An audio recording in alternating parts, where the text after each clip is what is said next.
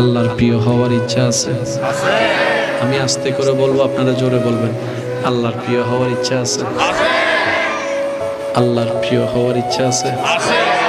আল্লাহর পছন্দের বান্দা হওয়ার ইচ্ছা আছে? আল্লাহর দয়া পাওয়ার ইচ্ছা আছে? আল্লাহকে খুশি করার ইচ্ছা আছে? তাহলে একটা কথা বলেন, মনে রাখবেন, আল্লাহর দিকে তাকায় সবাইকে মাফ করে দেন।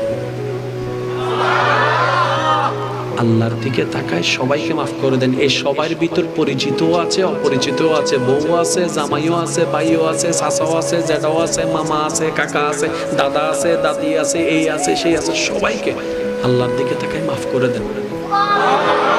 মন প্রথমে পারবে না, চেষ্টা করুন। ব্রেন কখনো মানবে না, চেষ্টা করুন, চেষ্টা করুন, চেষ্টা করুন। কেন জানেন? আল্লাহকে খুশি করার হাজারটা মাধ্যমের একটা মাধ্যম কি জানেন? আল্লাহর দিকে তাকায় আল্লাহর বান্দাকে মাফ করে দাও।